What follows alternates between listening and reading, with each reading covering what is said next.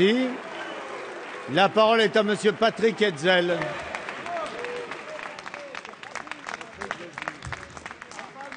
Merci beaucoup, Monsieur le Président. Ma question s'adresse à Monsieur le ministre de l'Éducation nationale.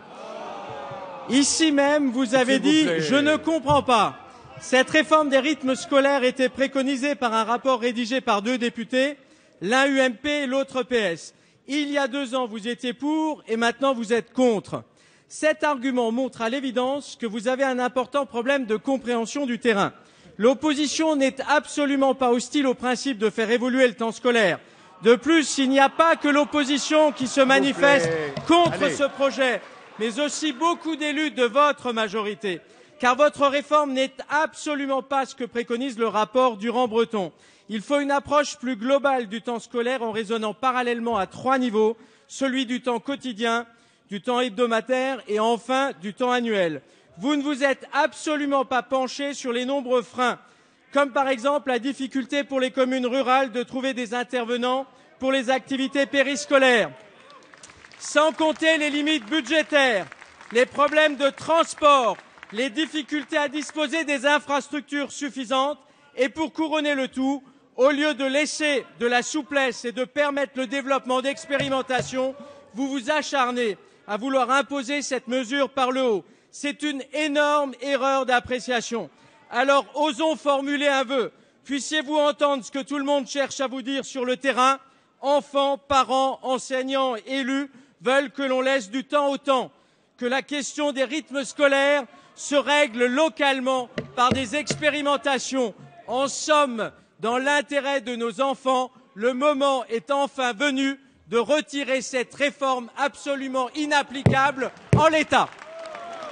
La parole est à Monsieur Vincent Peillon, ministre de l'Éducation nationale.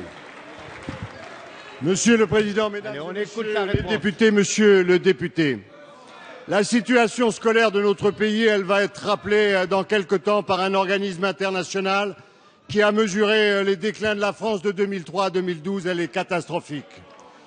Il y a non seulement une baisse du niveau des élèves, mais un accroissement considérable des inégalités. Cela suppose d'agir et il y a une cohérence d'ensemble sur une multitude de facteurs. Il faut d'abord donner la priorité à l'école primaire. C'est ce que nous faisons, en redonnant des moyens à cette école, en permettant la transformation des pédagogies, en formant à nouveau les enseignants chargés d'y enseigner et en même temps en étant capables de donner enfin et à nouveau du meilleur temps scolaire aux enfants. Cette réforme, elle a pour but principal de permettre qu'il n'y ait pas 20 à 25% d'enfants qui arrivent au collège sans savoir maîtriser la lecture, l'écriture. Vous me parlez d'expérimentation. Il y a de très nombreuses années qu'il y a des expérimentations sur la semaine de 4 jours et demi. Et même un ministre de votre précédente majorité, M. Darcos, rappelait qu'à Périgueux, il avait gardé le mercredi matin. Mais nous nous adressons aux 12 millions d'écoliers français. Nous voulons la réussite de tous les élèves de France. Nous voulons le redressement du pays.